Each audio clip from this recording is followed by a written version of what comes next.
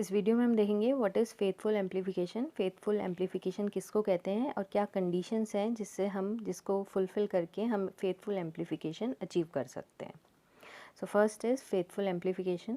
तो faithful amplification किसको कहते हैं, जैसे हमने इनपुट पे कोई सिग्नल दिया, आउटपुट पे हमें वही सिग्नल हमें मिल गया एम्पलीफाइड फॉर्म में, मतलब उसका एम्पलीट्यूड क्या हो गया, इंक्रीज़ हो गया। जैसा हमने सिग्नल दिया था एज इट इज़ वही सिग्नल हमें आउटपुट पे मिल गया, बस उसके एम्पलीट्यूड में इंक्रीज़ हो गया। ठीक है, एक वीक सिग्नल हमने दिया और एक स्ट्रॉन्ग सिग्नल हमें आउटपुट पे मिल गया। So amplification of small signal without changing its shape is called faithful amplification. The signal changes in amplitude but not in shape. मतलब जो जिस शेप में था उसी शेप में हमें आउटपुट पे सिग्नल मिल गया, मतलब उसमें कोई उसकी शेप में चेंज नहीं आया, मतलब कोई डिस्टॉर्शंस नहीं आया सिग्नल में, तो उसे कहते हैं हम फेथफुल एम्प्लीफिकेशन। ठीक है, अब नेक्स्ट है फॉर फेथफुल एम्प्लीफिकेशन। अब फेथफुल एम्प्लीफिकेशन के लिए क्या होना चाहिए, emitter base junction forward bias में होना चाहिए और collector base junction reverse bias में होना चाहिए during all part of the signal. मतलब जैसे ये हमारे पास ट्रांजिस्टर है, ठीक है, ये हो गया एमिटर, ये हो गया बेस, ये कलेक्टर। अब ट्रांजिस्टर में दो जंक्शन होते हैं, एक होता है एमिटर बेस जंक्शन, दूसरा होता है कलेक्टर बेस जंक्शन। ठीक है, तो जो एमिटर बेस जंक्शन होता है जंक्शन 1, वो होना चाहिए हमारा फॉरवर्ड बायस में हमेशा, मतलब पूरे सिग्नल के पूरे पार्ट के लिए, मतलब जो हम इनपुट सिग्नल देंगे चाहे पॉजिटिव हाफ हो चाहे नेगेटिव हो, पूरे पार्ट के लिए for all part of the signal emitter base junction forward bias में रहना चाहिए और कलेक्टर बेस जंक्शन जंक्शन 2 जो है वो हमारा रिवर्स बायस में रहना चाहिए। ठीक है, तब हमें आउटपुट पे फेथफुल एम्प्लीफिकेशन मिलेगा। तो ये कंडीशन है फॉर फेथफुल एम्प्लीफिकेशन। अब इस कंडीशन को अचीव करने के लिए हमें 3 कंडीशंस फुलफ़िल करनी पड़ती हैं। ठीक है, तो पहली कंडीशन है minimum zero signal collector current. अब ये क्या है, तो फर्स्ट कंडीशन है minimum zero signal collector current. अब ये क्या है, जैसे हमने इनपुट पे कोई सिग्नल नहीं दिया तो आउटपुट पे जो करंट फ्लो हो रही है उस करंट को हम कहेंगे ज़ीरो सिग्नल कलेक्टर करंट। ठीक है, तो ये हमारी फर्स्ट कंडीशन है। तो ये क्या है, जैसे ये ट्रांजिस्टर है, कौन से मोड में, कॉमन एमिटर कॉन्फ़िगरेशन में हमें दे रखा है। अब ट्रांजिस्टर एम्प्लीफिकेशन का काम करता है एक्टिव रीजन में। एक्टिव रीजन मतलब एमिटर बेस जंक्शन होना चाहिए फॉरवर्ड बायस में और कलेक्टर बेस जंक्शन होना चाहिए रिवर्स बायस में, तब जो ट्रांजिस्टर है एम्प्लीफिकेशन का काम करेगा। ठीक है, ये कंडीशन है एम्प्लीफिकेशन के लिए। अब ये है NPN ट्रांजिस्टर। ठीक है, तो जब हम इनपुट सिग्नल देंगे फॉर पॉजिटिव हाफ, यहाँ पर मिलेगी हमें पॉजिटिव पोटेंशियल, यहाँ मिलेगी नेगेटिव पोटेंशियल। ठीक है, तो एमिटर बेस जंक्शन जो होगा वो चला जाएगा फॉरवर्ड बायस में और जो हमने यहाँ पर VCC दे रखी है इसकी वजह से कलेक्टर बेस जंक्शन चला जाएगा रिवर्स बायस में। तो आउटपुट पे हमें जो सिग्नल होगा वो एम्पलीफाइड फॉर्म में मिल जाएगा ड्यूरिंग पॉजिटिव हाफ। ठीक है, अब ड्यूरिंग नेगेटिव हाफ क्या होगा, जब हम नेगेटिव हाफ देंगे तो यहाँ पर हो जाएगी नेगेटिव पोटेंशियल, यहाँ हो जाएगा पॉजिटिव पोटेंशियल। ठीक है, अभी हमने सिर्फ इनपुट पे इनपुट सिग्नल दिया है, उसके अलावा कोई वोल्टेज नहीं दी, तब की बात कर रहे हैं। ठीक है, तो जब यहाँ पर ये नेगेटिव होगा और यहाँ पॉजिटिव हो जाएगा तो ये रिवर्स बायस में चला जाएगा ये जंक्शन। जब ये रिवर्स बायस में चला जाएगा तो हमारा पूरा ट्रांजिस्टर एक्टिव रीजन में नहीं रहेगा। जब एक्टिव रीजन में नहीं रहेगा तो मतलब एम्प्लीफिकेशन का काम नहीं करेगा। जब एम्प्लीफाई नहीं करेगा मतलब प्रोसेस नहीं करेगा सिग्नल को, तो आउटपुट में हमारा इतना पोर्शन, नेगेटिव पोर्शन जो होगा वो पूरा क्लिप ऑफ हो जाएगा, मतलब हमें नहीं मिलेगा। ठीक है, इसका मतलब जो हमने इनपुट पे सिग्नल दिया हमें एम्पलीफाई होकर आउटपुट पे नहीं मिला, मतलब हमारा फेथफुल एम्प्लीफिकेशन नहीं हुआ। तो अब फेथफुल एम्प्लीफिकेशन के लिए अब हम क्या करेंगे, अब हम क्या करेंगे, फॉर फेथफुल एम्प्लीफिकेशन यहाँ पर एक वोल्टेज प्रोवाइड कराएंगे जो कि ड्यूरिंग नेगेटिव हाफ भी इस टर्मिनल को पॉजिटिव बनाए रखे और इसको नेगेटिव बनाए रखेगी। ठीक है, तो जब हम इनपुट सिग्नल देंगे फॉर पॉजिटिव हाफ तो हमें यहाँ पर पॉजिटिव पोटेंशियल मिलेगा ही और नेगेटिव यहाँ पर मिलेगा, लेकिन ड्यूरिंग नेगेटिव हाफ भी ये टर्मिनल पॉजिटिव बना रहेगा और ये नेगेटिव बना रहेगा इस वोल्टेज की वजह से। ठीक है, अब सिर्फ इस वोल्टेज की वजह से जो आउटपुट पे करंट फ्लो होगी उसे कहेंगे हम ज़ीरो सिग्नल कलेक्टर करंट। अब इस ज़ीरो सिग्नल कलेक्टर करंट को आप कैसे रिप्रेजेंट करोगे, तो हमने एक लाइन से इसे रिप्रेजेंट करा, ये है हमारी ज़ीरो सिग्नल कलेक्टर करंट। मतलब इस वोल्टेज की वजह से, इस DC वोल्टेज की वजह से जो आउटपुट पे हमें करंट मिली उसे हम कहेंगे ज़ीरो सिग्नल कलेक्टर करंट। ठीक है, ये ऑलरेडी फ्लो हो रही है आउटपुट पे इस वोल्टेज की वजह से। अब हम देंगे साथ में इसके इनपुट सिग्नल। ठीक है, ये हमने दिया इनपुट सिग्नल। अब जब हम पॉजिटिव हाफ देंगे, जैसी पॉजिटिव इनपुट वोल्टेज इंक्रीज़ होगी, ऑलरेडी देखो इतनी करंट फ्लो हो रही है, तो जैसी पॉजिटिव इंक्रीज़ होगी तो यहाँ पर भी करंट इंक्रीज़ होना शुरू होगी। ठीक है, करंट कब तक इंक्रीज़ करेगी? अपनी पीक वैल्यू तक इंक्रीज़ करेगी, वो पीक वैल्यू होगी हमारी IC। ठीक है, फिर उसके बाद जैसे सिग्नल डिक्रीज़ होना शुरू होगा तो करंट भी आउटपुट पे डिक्रीज़ होगी।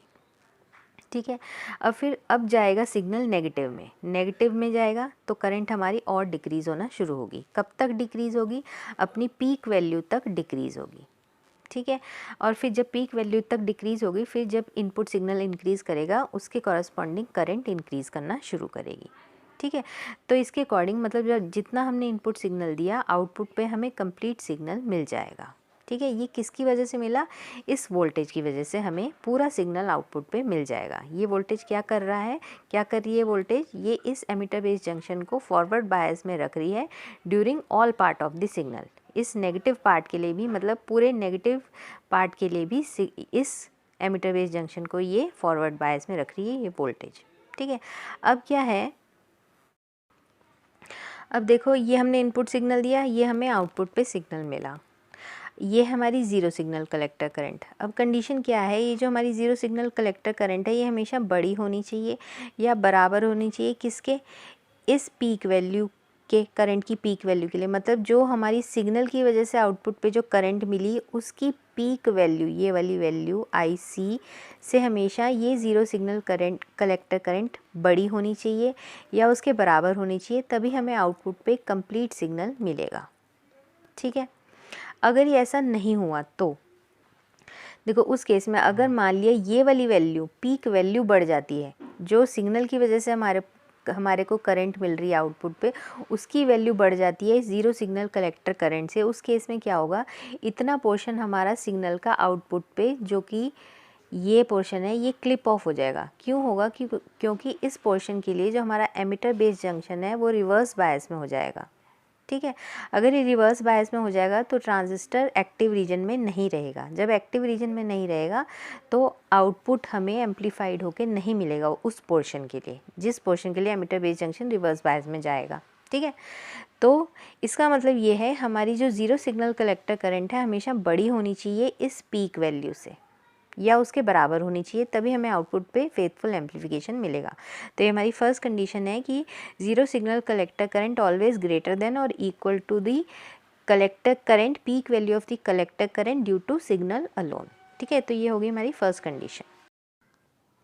अब सेकंड कंडीशन है मिनिमम बेस एमिटर वोल्टेज। अब ये क्या है, देखो ये है हमारे पास ट्रांजिस्टर, इसको आप ऐसे भी रिप्रेजेंट कर सकते हो। ठीक है, अब ये है एमिटर, ये है बेस और ये है कलेक्टर। तो एमिटर बेस के बीच का जंक्शन हो गया एमिटर बेस जंक्शन। जब भी कोई PN जंक्शन फॉर्म होता है तो उसके क्रॉस एक पोटेंशियल बैरियर जनरेट हो जाता है। ठीक है, ये पोटेंशियल बैरियर सिलिकॉन के केस में होता है 0.7 वोल्ट और जर्मेनियम के केस में होता है 0.3 वोल्ट। ठीक है, तो इसको हटाने के लिए, इस बैरियर को हटाने के लिए कि प्रॉपर कंडक्शन हो सके तो हमें इतनी मिनिमम अमाउंट की वोल्टेज प्रोवाइड करानी होगी जो कि इस बैरियर को हटा सके। तो सिलिकॉन के केस में हमें प्रोवाइड करानी होगी 0.7 वोल्ट और जर्मेनियम के केस में हमें प्रोवाइड करानी होगी 0.3 वोल्ट। ठीक है, तब ये बैरियर हट जाएगा। ठीक है, जो और प्रॉपर कंडक्शन पॉसिबल हो सकेगा। ठीक है, अब ये है हमारा एमिटर बेस जंक्शन, ये तो इसके क्रॉस भी बैरियर होगा।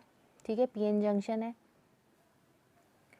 तो हम एक वोल्टेज मिनिमम अमाउंट की प्रोवाइड कराएंगे। सिलिकॉन के केस में हमने क्या कहा 0.7 वोल्ट है और जर्मेनियम के केस में 0.3, मतलब इतनी तो मिनिमम हमें प्रोवाइड करानी होगी क्योंकि इतना पोटेंशियल बैरियर है, उस पोटेंशियल बैरियर को हमें रिमूव कराना है। ठीक है, तो जब हमने ये वोल्टेज प्रोवाइड करा दी इतनी, तो क्या होगा, तो प्रॉपर अमाउंट की बेस करंट फ्लो होनी शुरू होगी। जब बेस करंट फ्लो होगी प्रॉपर, तभी आउटपुट पे हमें कलेक्टर करंट प्रॉपर मिलेगी। ठीक है, अगर हम ये वोल्टेज प्रॉपर नहीं प्रोवाइड कराएंगे तो बेस करंट बहुत स्मॉल फ्लो होगी और उसके कॉरस्पॉन्डिंग कलेक्टर करंट भी स्मॉल हो जाएगी। ठीक है, तो हमने बैरियर पोटेंशियल को ओवरकम करने के लिए इतनी वोल्टेज, मान लिया जर्मेनियम में हमने प्रोवाइड कराई 0.3 वोल्ट, तो उसके कॉरस्पॉन्डिंग बेस करंट इंक्रीज़ होना शुरू होगी। जब बेस करंट इंक्रीज़ होगी तो कॉरस्पॉन्डिंग कलेक्टर करंट इंक्रीज़ होगी और आउटपुट हमें एम्पलीफाइड होके मिलेगा। ठीक है, मतलब एक फेथफुल एम्पलीफाइड आउटपुट सिग्नल हमें तभी मिलेगा जब हम मिनिमम अमाउंट की वोल्टेज एमिटर बेस जंक्शन के क्रॉस प्रोवाइड कराएंगे to remove this junction barrier. तो ये होगी सेकंड कंडीशन। थर्ड कंडीशन है मिनिमम कलेक्टर एमिटर वोल्टेज। ये है हमारे पास ट्रांजिस्टर, ये है एमिटर, ये है कलेक्टर। तो कलेक्टर और एमिटर के बीच में हमें एक वोल्टेज प्रोवाइड करानी पड़ेगी जो कि कलेक्टर बेस जंक्शन को प्रॉपर रिवर्स बायस में रख सके। ठीक है, अब जब collector base junction proper reverse bias में होगा तभी कलेक्टर क्या करेगा, कलेक्ट करने का काम करेगा। जो एमिटर एमिट करेगा चार्ज कैरियर्स, कलेक्टर क्या करता है, उन्हें कलेक्ट करता है। अब जब proper collector base junction reverse bias होगा तभी कलेक्टर कलेक्ट करेगा चार्ज कैरियर और प्रॉपर अमाउंट की कलेक्टर करंट फ्लो होगी। अगर मान लिया प्रॉपर रिवर्स बायस नहीं होगा तो बेस करंट इंक्रीज हो जाएगी, चार्ज कैरियर बेस में चले जाएंगे तो बेस करंट इंक्रीज हो जाएगी। अगर बेस करंट इंक्रीज हुई तो कलेक्टर करंट डिक्रीज हो जाएगी, कलेक्टर करंट डिक्रीज हुई तो बीटा डिक्रीज हो जाएगा, मतलब करंट गेन डिक्रीज हो जाएगा। बीटा की वैल्यू क्या होती है, बीटा की वैल्यू होती है IC अपॉन IB। ठीक है, output current upon input current. अगर कलेक्टर करंट डिक्रीज हुई तो बीटा की वैल्यू डिक्रीज हो जाएगी, मतलब करंट गेन डिक्रीज हो जाएगा। अगर गेन डिक्रीज हो गया तो मतलब हमें जो एम्पलीफाइड सिग्नल प्रॉपर मिलना था आउटपुट पे वो नहीं मिलेगा। ठीक है, इसके लिए हमें एक प्रॉपर अमाउंट की VC यहाँ पर प्रोवाइड करानी पड़ेगी जिससे जो कलेक्टर बेस जंक्शन है वो रिवर्स बायस में रहे और प्रॉपर अमाउंट की कलेक्टर करंट फ्लो हो सके, जिससे हमें एक फेथफुल एम्पलीफाइड सिग्नल आउटपुट पे रिसीव हो सके। ठीक है, तो ये जो VCE है इसकी जो मिनिमम वैल्यू है for silicon it is 1 volt and germanium के लिए ये है 0.5 वोल्ट। तो इतनी मिनिमम वैल्यू हमें आउटपुट पे मतलब कलेक्टर और एमिटर के बीच में प्रोवाइड करानी पड़ेगी, इसे बोलते हैं हम नी वोल्टेज।